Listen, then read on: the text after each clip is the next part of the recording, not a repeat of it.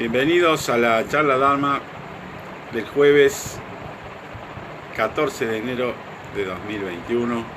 Vamos a continuar con la lectura del libro Canto al Corazón de la Confianza del tercer ancestro Chan de la China y traducido por el maestro Dokuyo Villalba con sus comentarios, y vamos a hablar sobre eso. El tema de hoy sería el segundo verso. Buenas tardes, bienvenidos todos. Bienvenidos todos. Namo Buddha Amida, Namo Buddha Amida, Namo Buddha Amida.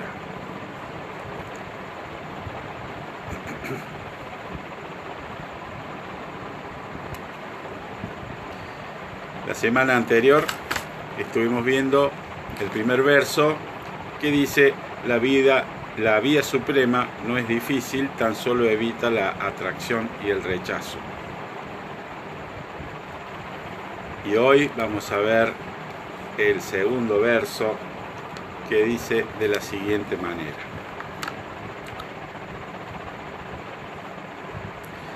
cuando no hay apego ni odio, su naturaleza luminosa se manifiesta. Cuando no hay apego ni odio, su naturaleza luminosa se manifiesta. ¿De qué estamos hablando? De la vía suprema, ¿no? El primero era: la vía suprema no es difícil, tan solo evita la atracción y el rechazo. Ahora decimos: cuando no hay apego ni odio, su naturaleza luminosa se manifiesta. Entonces, buenas noches Guillermo, bienvenido. Buenas noches Liliana, buenas noches Camilo. Dejen un saludito los que van viendo, aunque sea un ratito, para saber quiénes son y para animar a los demás.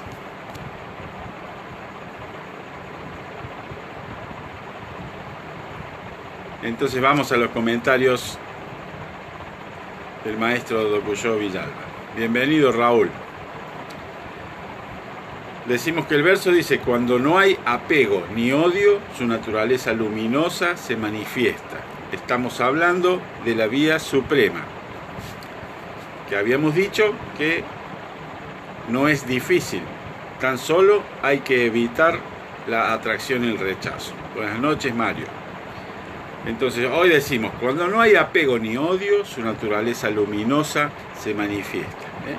Habíamos dicho evitar la atracción y el rechazo. Agregamos: cuando no hay apego ni odio, su naturaleza luminosa se manifiesta.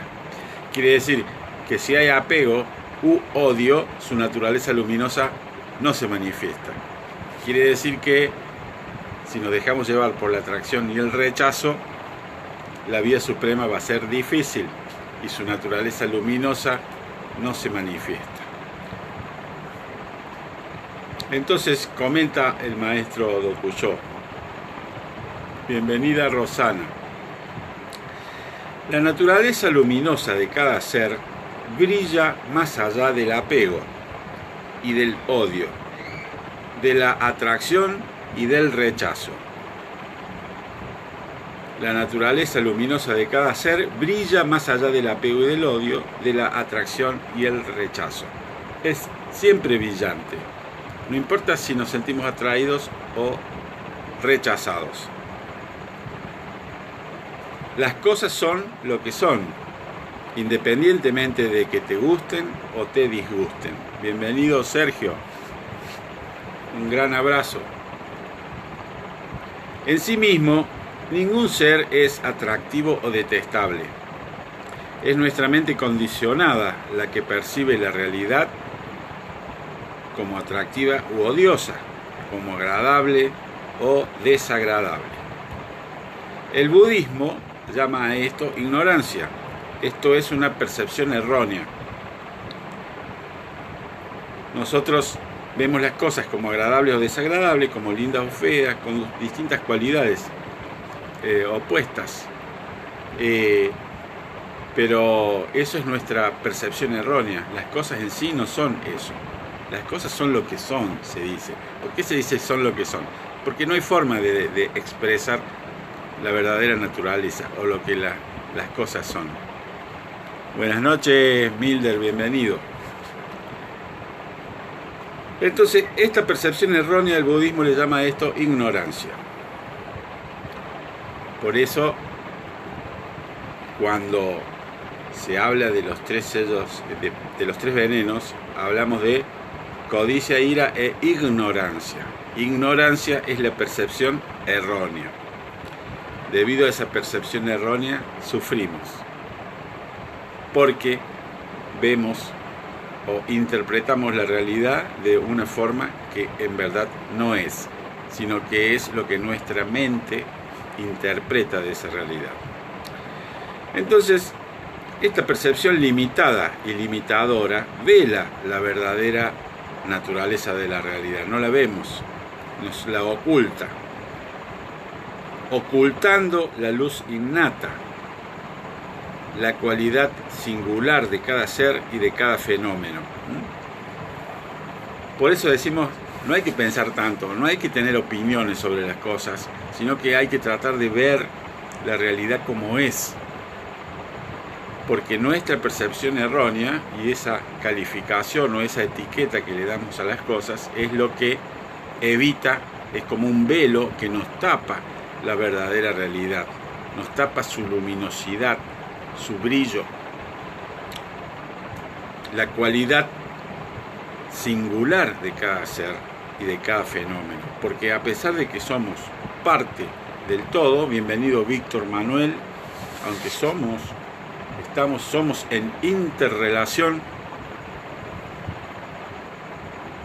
cada ser es una singularidad, manifiesta una singularidad, y esa singularidad no la podemos ver cuando tenemos en la mente esa apego, odio, atracción, rechazo.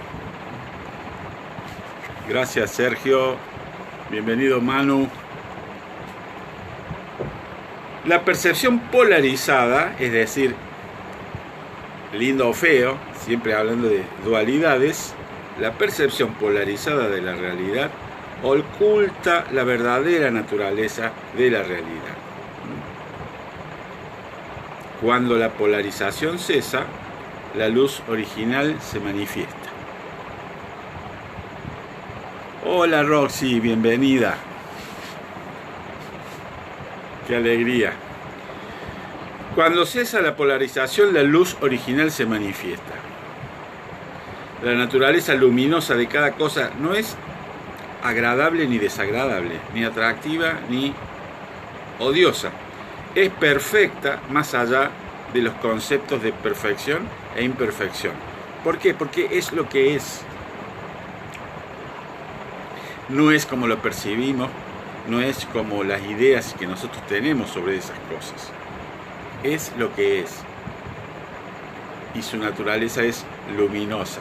Esa naturaleza luminosa va más allá de la atracción, el rechazo, lo agradable o desagradable. Más allá de los conceptos de perfección e imperfección, es perfecta. Es pura más allá de los conceptos de pureza e impureza. Fíjense, es pura más allá de los conceptos de pureza e impureza. Es lo que es, más allá de los conceptos de ser y no ser. Es lo que es, más allá de los conceptos de ser y no ser. Sin embargo, todas nuestras conversaciones nos ponemos a filosofar y decimos las cosas son así o asá. Nos ponemos a discutir sobre las cualidades de las cosas. Perdemos tiempo discutiendo opiniones sobre las cosas, cuando en verdad para ver la naturaleza de las cosas deberíamos hacer silencio y observar. Observar sin atracción y sin rechazo, sin apego ni odio. Fíjense, el tercer patriarca, el tercer ancestro Chan en la China, escribía en esta simple frase, quería decir todo esto. Cuando no hay apego ni odio, su naturaleza luminosa se manifiesta.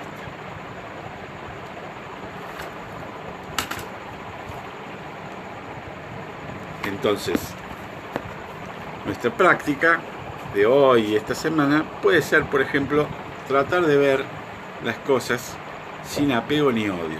Cuando sentimos la atracción o el rechazo, darnos cuenta y soltar esa atracción y el rechazo. Y tratar de ver sin poner etiquetas, sin poner conceptos. Sobre todo, esto es un entrenamiento que prepara nuestra mente para la liberación, para la iluminación. Que ahí sí es definitivamente ver las cosas como son. Es una experiencia que no se puede transmitir con palabras. No se puede transmitir de ninguna manera, en verdad. Bienvenida, Leonor. No se puede transmitir, lo único que podemos hacer es señalar, hagan esto, sin apego, sin odio, sin atracción, sin rechazo. Guíense por hechos y no por ideas. Traten de ver los hechos como son. Nosotros siempre metemos un relato en las situaciones. Le metemos una intencionalidad, una interpretación, una cualidad. Le agregamos a los hechos nuestra percepción errónea.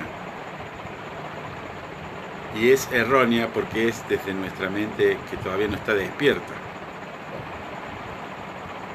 Es para despertar que hacemos la práctica, de manera tal de ver las cosas como son. Mientras tanto, es como si estuviéramos dormidos, por eso a la iluminación se le llama también despertar.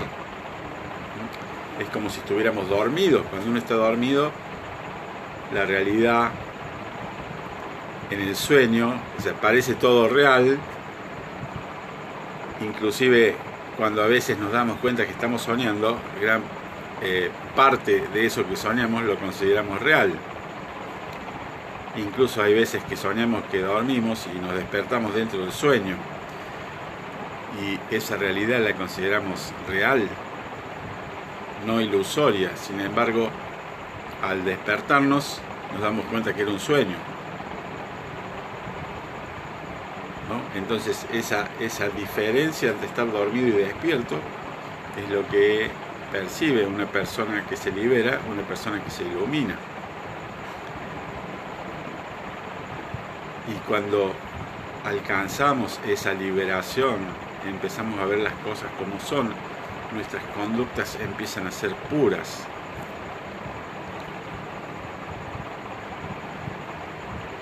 Y mientras vamos cultivando más esa iluminación, ya empezamos a dejar de producir karma, ni karma bueno ni karma malo. Nuestras conductas son impecables.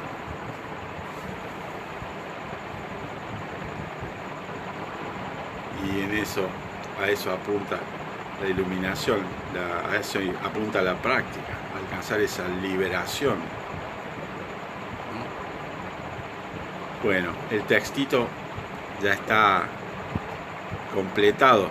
Si tienen alguna pregunta, con gusto les voy a responder. También informarles a alguno que pueda estar interesado, que me mande un mensaje. En el caso de que esté interesado, mañana a las 9 de la mañana, hora de Paraguay, hacemos una reunión pre-toma de refugio, donde vamos a informar y sacar todas las dudas a la gente que esté interesada en seguir el camino budista. Como budista, pueden practicar con nosotros sin necesidad de hacerse budistas, pero hay personas que quieren tomar refugio y convertirse al budismo. Con esas personas vamos a hacer mañana una reunioncita en una sala de Facebook a las 9 de la mañana, pero solamente voy a agregar a los que me avisen, a los que yo tengo ya en cuenta, las personas que prácticamente están registradas para hacer la toma de refugio, pero que a raíz de la reunión de mañana puede ser que alguno diga no, voy a esperar más, o en verdad quiero seguir practicando sin tomar refugio. Quiero que lleguemos a tener bien clarificado el tema. No es de vida o muerte el refugio, pero para que lo tomemos con responsabilidad, sepamos en qué nos estamos metiendo. Es una forma de decir, ¿no? Pero para tomar con responsabilidad la práctica. Hay algunos que quieren ser monjes también, y esto también es un paso. La ordenación laica sería como el bautismo en cualquier religión. Hay que estar bautizado y más adelante, cumpliendo ciertos requisitos, uno puede seguir la práctica de monje o sacerdote o pastor, ¿no? Primero hay que bautizarse, el primer paso para ser miembro es el bautismo. En nuestro caso se llama toma de refugio. En el Buda, su enseñanza y la comunidad.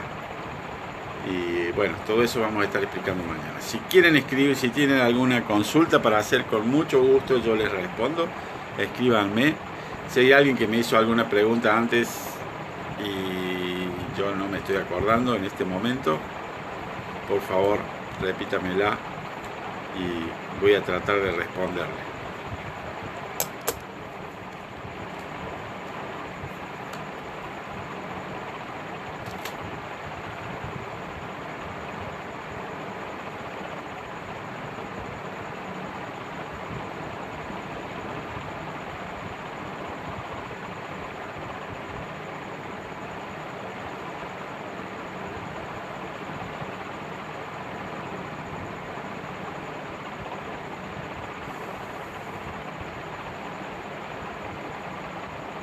Bueno, vamos a hacer un minutito de meditación silenciosa. Y si alguien quiere escribir una pregunta, la puede hacer. Vamos a sentarnos en una posición erguida, la cabeza erguida como sosteniendo el techo, los ojos cerrados o entrecerrados con la mirada a 45 grados hacia abajo. La boca cerrada sin apretar los dientes, la lengua en el paladar hacia adelante, tocando los dientes superiores. La boca esbozando una sonrisa para aflojar todos los músculos de la cara. El mentón retraído, la cabeza no se inclina ni hacia adelante ni hacia atrás, ni hacia la izquierda ni hacia la derecha. La nariz en el plano del ombligo, las orejas en el plano de los hombros relajados y bajos. Los brazos caen naturales al costado del cuerpo, las manos en el regazo. La izquierda debajo, así, palmas hacia arriba, los dedos pulgares se tocan sin presionar, los bordes de las manos en contacto con el abdomen. El abdomen, una leve tensión para hacer respiración abdominal, la pelvis basculada hacia adelante para bajar las piernas y mantener erguida la espalda. Los músculos del cuerpo relajados.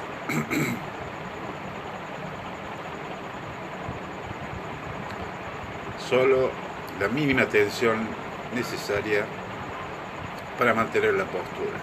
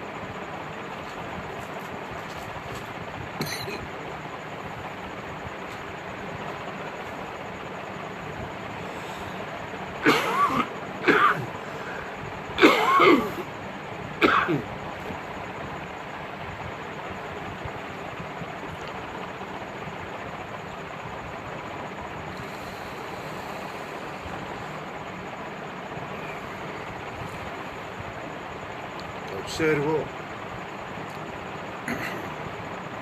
las cosas que surgen en mi mente sin atracción y sin rechazo.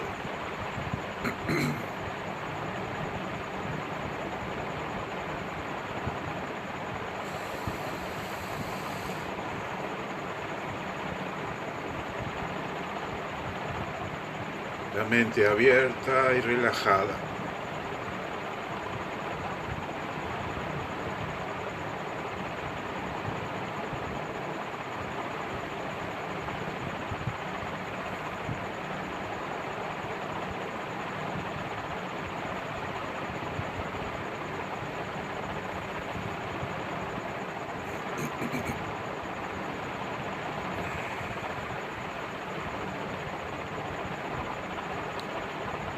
Observo lo que surge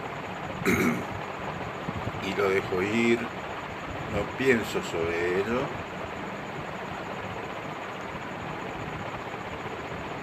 Simplemente relajo la mente.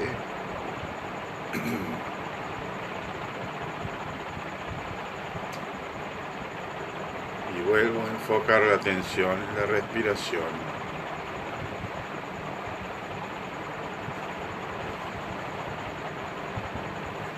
Respirando en forma natural, la mente relajada y abierta.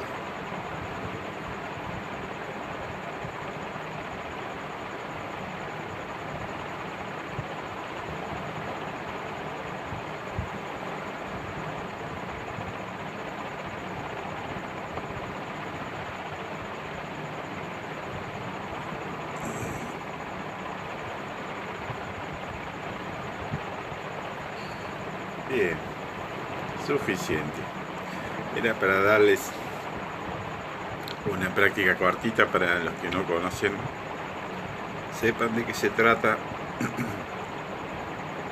esta meditación con la mente abierta. Bienvenido, señor Daniel Bocio.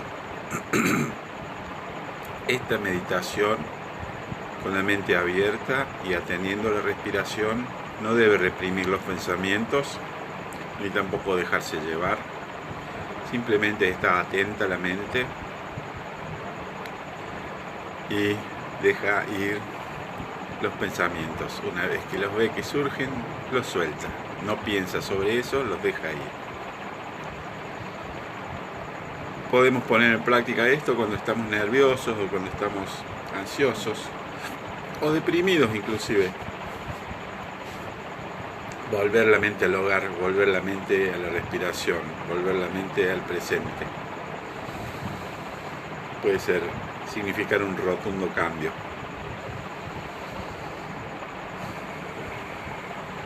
Muy bien, tenemos una pregunta.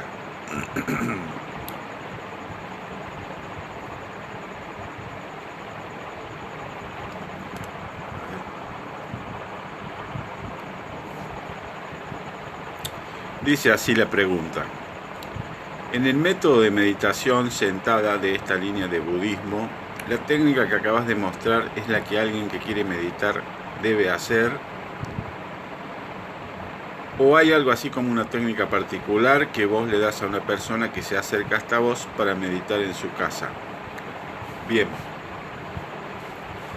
El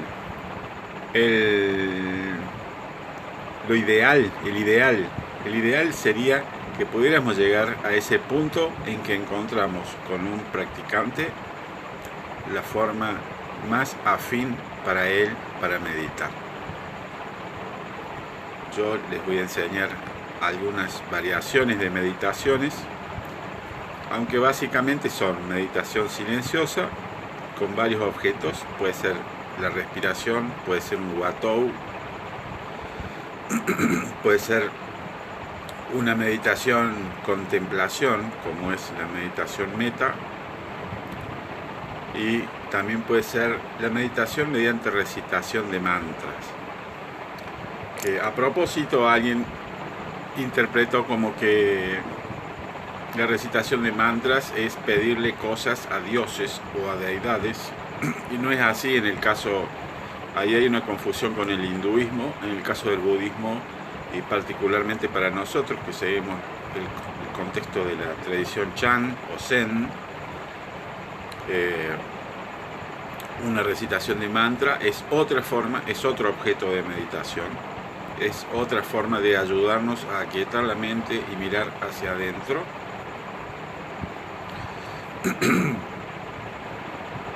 Y tratar de liberarnos justamente del tema que estamos viendo, de la atracción y el rechazo, para ver las cosas como son, para ver la realidad tal cual es, para ver fundamentalmente nuestra verdadera naturaleza, que le llamamos a esa verdadera naturaleza, naturaleza de Buda, verdadera naturaleza, como dije antes, naturaleza esencial. Hay distintas formas de llamarle, fuente de todo, inclusive creyentes cristianos le pueden llamar a ver a Jesús o a Dios en su corazón.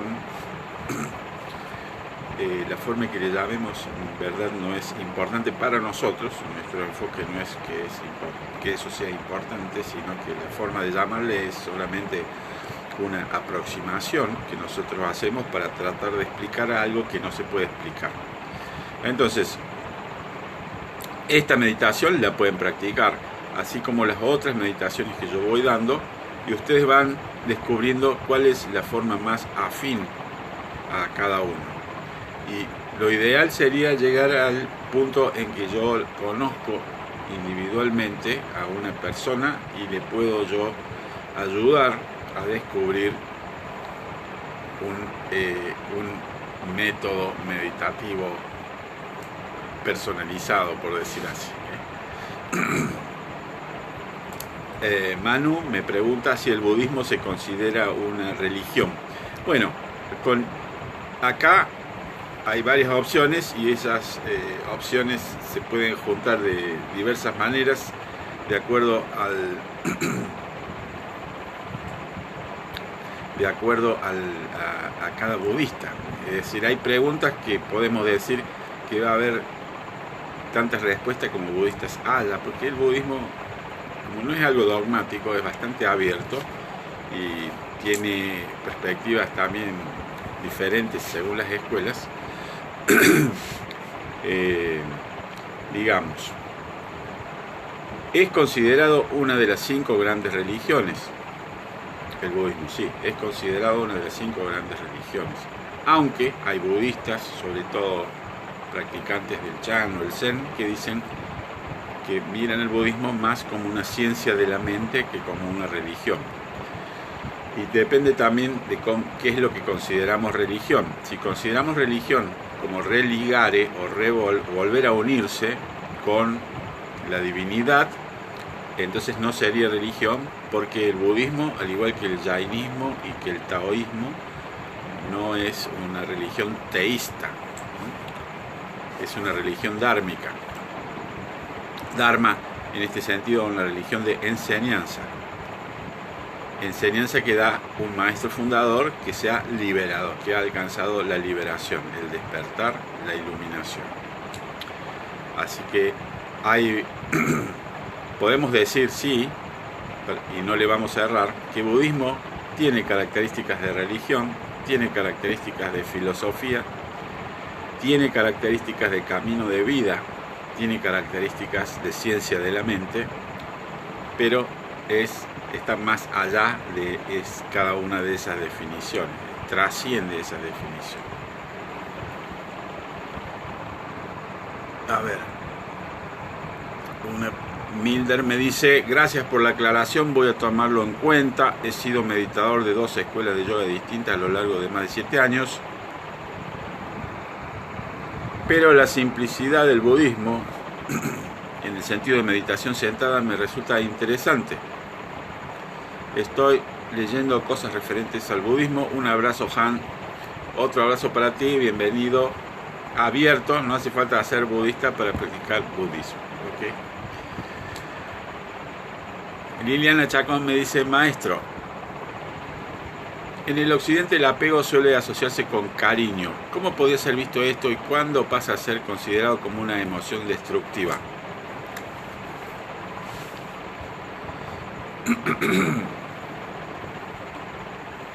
Es una emoción destructiva cuando el sentimiento hace que el objeto del apego nos posea. Es decir, tener un auto no es problema. Que el auto nos tenga a nosotros sí es problema. El dinero no es problema, el dinero en sí mismo, pero que el dinero nos posea a nosotros sí es problema. El sexo no es problema en sí mismo, el sexo. El problema es que el sexo nos posea a nosotros.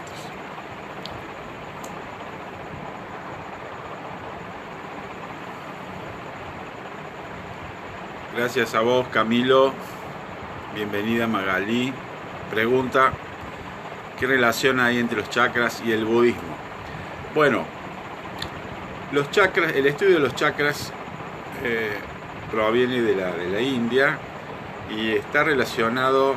Algunas escuelas de budismo tienen más relación, son escuelas esotéricas, o sea, con S, esotéricas, son escuelas iniciáticas y en esas escuelas se tienen en cuenta algunas cosas relacionadas a los chakras, de las energías y a otro tipo de enseñanzas iniciáticas, no en el caso del Zen por sí mismo. O sea que la relación que hay entre los chakras y el budismo, podría ser la misma que hay entre, ¿qué otra cosa podemos considerar? Entre la medicina occidental y el budismo, o entre el hígado y el budismo, la misma relación. O sea, el budismo lo que busca es alcanzar la sabiduría de ver las cosas como son. Entonces, no hay de por sí algo que diga en esto creer o en esto no creer. Más bien lo que se trata es de ver cómo es las cosas, más que creer cómo son, porque alguien nos dijo, sino experimentar y ver. Ese sería el objetivo. No obstante, hay cosas que no podemos saber la respuesta, entonces el creer que es de cierta manera tiene sentido si está dentro del marco lógico, ¿no? Por ejemplo, si decimos creemos en la ley de causa y efecto, o sea, para nosotros está bastante demostrado que funciona la ley de causa y efecto y tiene mucho más sentido que otras interpretaciones de cómo se origina y cómo funciona la vida. Entonces, para que esa ley de causa y efecto tenga sentido también, tiene que existir el renacimiento, porque si no, sería como que la ley de causa y efecto funciona solo en la instancia de una existencia y no explicaría por qué las personas nacen en distintas situaciones, distintas circunstancias, con distintas condiciones. Entonces, para que la ley de causa y efecto tenga vigencia en todo, necesita haber causas que expliquen por qué uno nace de determinada manera, por qué uno tiene afinidad hacia ciertas cosas, por qué algunos son niños prodigios, por qué algunos somos burros y así. Entonces, eso sería el tema. El budismo entonces se puede relacionar con cualquier cosa y no tiene problema, inclusive si la ciencia descubre que hay una serie de cosas que son absolutamente distintas a lo que se piensa en el budismo simplemente va a dejar su creencia y va a asumir los hechos, no hay ningún problema, porque el budismo necesita estar basado en lo que es, en experiencia, en verificar. Entonces, podemos creer lo que no sabemos, lo que no podemos demostrarlo, le vamos a dar cierto grado de creencia. Pero si se demuestra que no es así, cambiamos. Inclusive, el budismo sobrevive a que, por ejemplo, se demostrara fehacientemente que el Buda no existió y que todas las enseñanzas de Buda en realidad las fueron creando distintos maestros a lo largo del tiempo. No hay ningún problema, porque en los 2500 años que se presume de la existencia de Buda, o digamos de que existe el budismo, se ha venido experimentando como positivo esa práctica, como que da resultado y tiene sentido. Entonces, hubo un Buda, varios Budas, ningún Buda con ese nombre, pongámosle, no hay ningún problema para el budismo. Después, bienvenido Juan M. Martínez. Pueden hacer preguntas. Hola Mirta, Amitofo, Magali. Me encantaría practicar el budismo, pero no tengo idea de por dónde empezar. ¿Qué me recomienda? Bueno, nosotros estamos haciendo de lunes a viernes a las 8 de la mañana de Paraguay la práctica meditativa, que puede ser en silencio o recitativa, y martes y jueves a las 8 de la noche también de Paraguay estamos haciendo clases de enseñanza. Entonces, lo que tienes que empezar es por lo que tengas más cerca, empezar a practicar. Si eventualmente es tu curso en el recorrido que vas haciendo, practicando, te encontrás a través de lectura, cosas que vas encontrando, con que hay otra línea de budismo que te resulta más afín, no hay ningún problema, puedes seguir por la otra línea. El punto es encontrar aquello que sea afín para vos, para poder practicar y empezar ya, o sea, ahora ya estás empezando.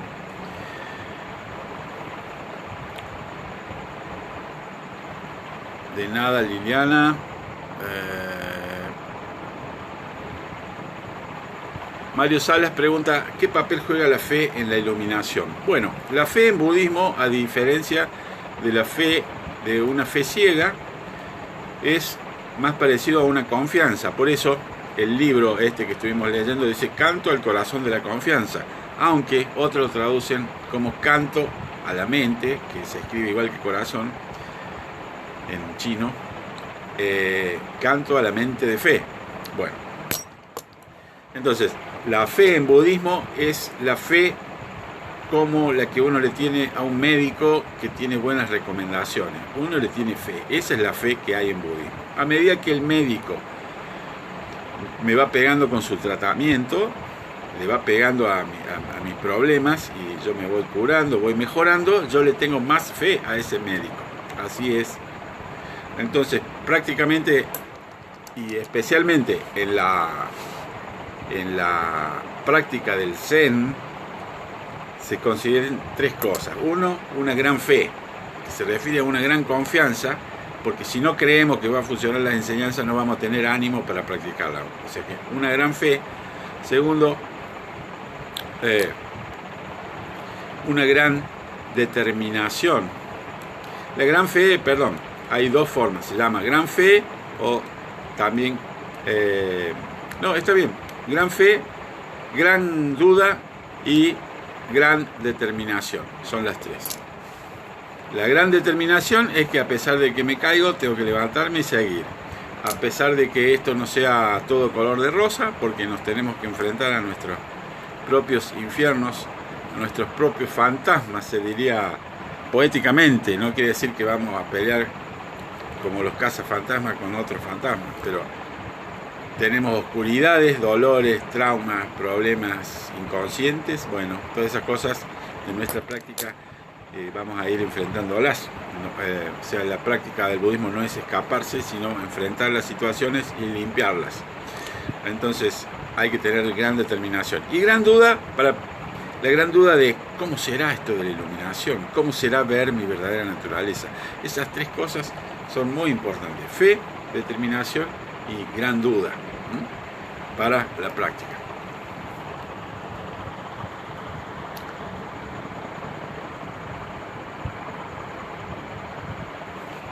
Manu pregunta, Liliana, antes de que me pase, ¿qué papel juega en la actualidad la mujer dentro del budismo? Bueno, juega un gran papel. De hecho, es usual que la mayoría de practicantes laicos sean mujeres. Es muy usual que las mujeres agarren con más, con más fuerza inclusive la práctica que los hombres. Por alguna razón a nosotros parece que nos cuesta más. O sea que es muy común que los grupos, bueno, pasa lo mismo quizá en las parroquias, ¿no? donde las asociaciones de ayuda y todo eso, es como que las mujeres tradicionalmente han tenido un papel más protagónico, pues el hombre estaba en otra cosa. Actualmente hay mucha práctica en la tradición nuestra.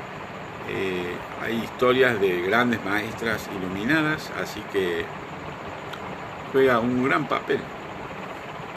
Ahora, esencialmente también tener en cuenta que si vamos a ver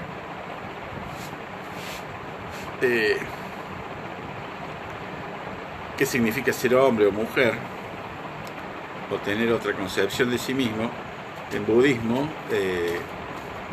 interpretamos eso como karma, ¿no? O sea que nuestra condición actual es resultado kármico de existencias anteriores, y ser hombre o mujer depende del karma que nosotros hayamos creado, y punto. O sea, no es parte de nuestra esencia ser hombre o mujer, así que no hay ningún tipo de discriminación contra hombres, mujeres u otras autoconcepciones. De hecho, no solo en la historia ha habido grandes maestras, actualmente hay templos dirigidos por mujeres, o sea, tienen una sensibilidad mucho más desarrollada las mujeres que los hombres. Entonces también en todo lo que sea actividades de solidaridad, de compasión, hay mucho involucramiento. Manu me pregunta, ¿el budismo reconoce a Jesucristo o a otros maestros? El budismo no sé qué quiere decir reconocer. Buda vivió, hasta lo que sabemos, aproximadamente 500 o 600 años antes de Jesucristo. Por lo tanto, lo que él reveló no puede estar hablando de alguien que iba a venir después. ¿Qué reconocemos nosotros individualmente? ¿Qué podemos reconocer en Jesucristo? Que es un gran bodhisattva, o sea, una persona que tiene mucha compasión, alguien con mucha compasión, que incluso se sacrifica a sí mismo por el bien de los demás. ¿Qué puedo decir yo? Que no quiere decir que lo diga el budismo, porque el budismo en sí no opina sobre Jesús o sobre otras religiones. Hasta trata de no opinar ni siquiera sobre sí mismo ni sobre sus otras escuelas, porque como ya dije, las opiniones siempre son erradas. Lo que vale son los hechos, lo que vale es la realidad. Entonces, ¿cómo lo veo yo Jesús? Además lo veo como un gran bodhisattva, como un gran corazón, y me encanta leer el Sermón del Monte, por ejemplo, las bienaventuranzas. Tienen mucho de budismo. Sin embargo, no puedo decir, no lo veo como un Buda, porque no enseñó los 3 sellos, no enseñó el Dharma de Buda. O sea, tiene una enseñanza distinta, por eso no lo veo como Buda, pero sí como Bodhisattva. Me pregunta Magali, ¿ayudaría a la depresión la meditación? Bueno, de hecho, es usado extensivamente en la psicología la práctica de lo que hoy se conoce como mindfulness, o sea, la atención plena o atención completa, que es un extracto, digamos, es la práctica meditativa budista a la que se le pone otro nombre y se le dan otras explicaciones, pero se tomó del budismo. Yo considero que sí, que produce una gran ayuda. Hay que tener en cuenta también que ayuda y despertar la sabiduría, por ahí consiste en que yo despierto mi sabiduría de darme cuenta de que yo necesito tomar un remedio para la depresión y hacerle caso al médico. ¿Está? O sea, no quiere decir que uno se va a curar practicando. Puede que sí, puede que, aunque yo no soy psicólogo, ni soy médico, psiquiatra, ni conozco en profundidad estas cosas que hacen al mecanismo de la depresión, pero si es una depresión que se maneja a nivel anímico, digamos, sin desequilibrios químicos, seguramente sí le va a hacer muy bien, y hay gente que dice que ha superado la depresión o que sabe salir de la depresión cuando le viene gracias a que aprendió a meditar. Ahora, hay gente que tiene depresión por un desequilibrio químico en su cerebro, entonces necesita tomar el medicamento que le da los productos químicos que le faltan, que él no produce, y de esa manera poder digamos, superar los episodios. Así que sí, ayudaría. No ayudaría en todos los casos de trastornos mentales. Eso hay que, o sea, no quiero decir que ayudaría porque no sé realmente. Eso quien lo sabe es un médico un médico especialista, y de alguna manera los psicólogos también, que hay casos para los cuales valdría la pena la práctica meditativa y otros en que quizás no sería bueno, puede ser, no sé cuáles. ¿En qué punto una persona dice soy budista? ¿Cuándo uno se considera budista? Bueno, en verdad, digamos, hay un proceso interno cuando uno se considera identificado con esta práctica, aunque no está bien identificarse con nada, pero cuando uno se siente bien con la enseñanza de Buda, se siente bien con la comunidad budista, respeta a Buda, entonces uno puede decir soy budista. Necesita, por supuesto, conocer fundamentos del budismo, porque si no, sería una declaración vacía. Lo que primero vale es lo que uno sabe, uno lo asume, pero también hay una conversión formal, que es la toma de refugio. No es necesario hacer la toma de refugio, pero es conveniente. Es conveniente porque a nosotros nos ayuda, es una conversión formal, y ayuda a otros porque otros se sienten animados por nuestras acciones.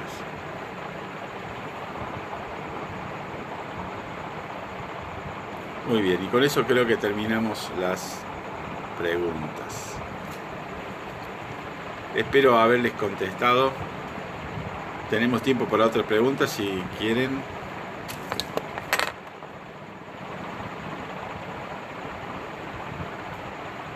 De nada, Magali.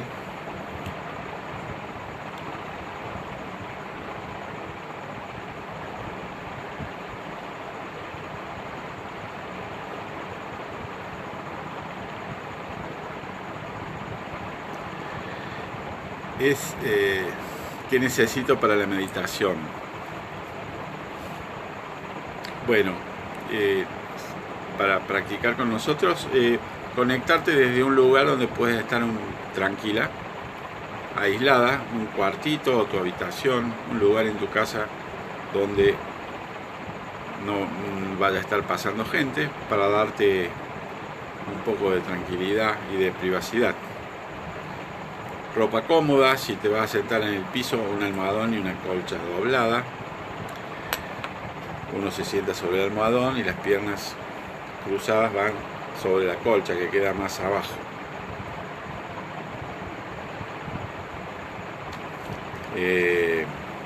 Y si no, también uno lo puede hacer, de nada Mario, uno también lo puede hacer sentado en una silla. La idea sería no apoyarse en el respaldo, sino estar sentado hacia adelante, igual que sobre el almohadón tiene que estar sentado hacia adelante, como cayéndose del almohadón para bajar las piernas, para que la pelvis se bascule y la espalda se enderece, se ponga erguida.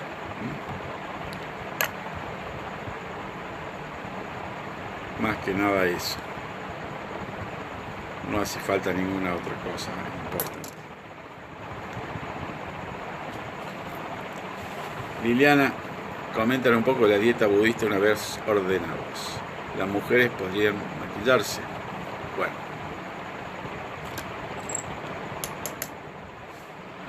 Bueno, la ordenación de la que estamos hablando es la ordenación laica, la ordenación de upasaka y upásika, o sea, miembros masculino laico y femenino laica. Los miembros laicos no tienen requerimiento de ningún tipo, ni de alimentación, ni de maquillaje, ni de corte de pelo, ni de nada. O sea, hacen ciertos votos, pero son votos generales, que es distinto, son distintos a los votos que hacen los que quieren ser monjes. En el caso de los monjes sí, hay que expresar una renuncia. Se renuncia al cabello, se renuncia de golpe a ciertos lujos, se renuncia a pegarse a demasiadas cosas, digamos. El laico es como son los nenes y nenas mimadas por los monjes. Entonces no tienen muchas exigencias, más que ser buenas personas. Los preceptos ya los van a conocer.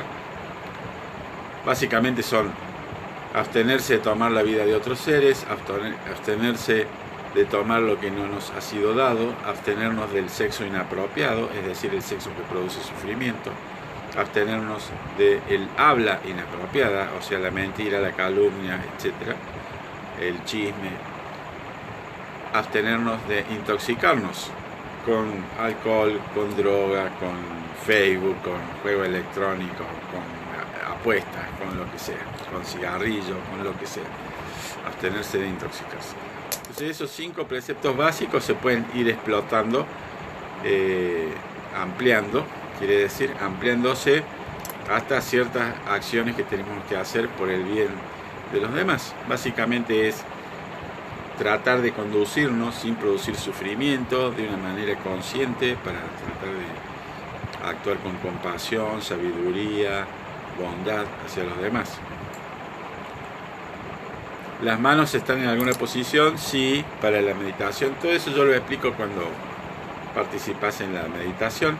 Se pone en el regazo, la izquierda debajo, la derecha arriba, los dedos pulgares se tocan. Aquí se ve al revés, pero está a la izquierda debajo. Es al revés de la escuela Zen japonesa, que pone la derecha abajo. Las otras escuelas, la china y las escuelas Theravadas, la mano izquierda va debajo, así como en las estatuas de Buda, solo que por una determinación particular de las escuelas japonesas se pone la derecha abajo. Pero nosotros es con la izquierda, y va en el regazo, los bordes de la mano tocando el abdomen, es decir, los brazos relajados. Y bueno, me encanta que tengan muchas preguntas, y si tienen más, que se les ocurren más, anótenlas para el próximo jueves, ¿ok? Con todo gusto, porque si no llega el jueves y no tenemos preguntas, mejor si juntan un poco, mientras seguimos el estudio del libro. Muchas gracias, que pasen una buena noche, y los espero, como siempre, las puertas abiertas. Namo Buddha Amida. Namo Buddha Amida es a modo de saludo. Está. Namo Buddha Amida. O sea, honrado sea el Buda Amida. Es una forma de saludo. En China se dice Namo Amitofo, y en Vietnam se dice Namo Ajida Fat. Nosotros decimos Namo Buddha Amida, que junta saludos de 3 tradiciones para que sea amplio y no sectario. Bueno, muchas gracias. Buenas noches.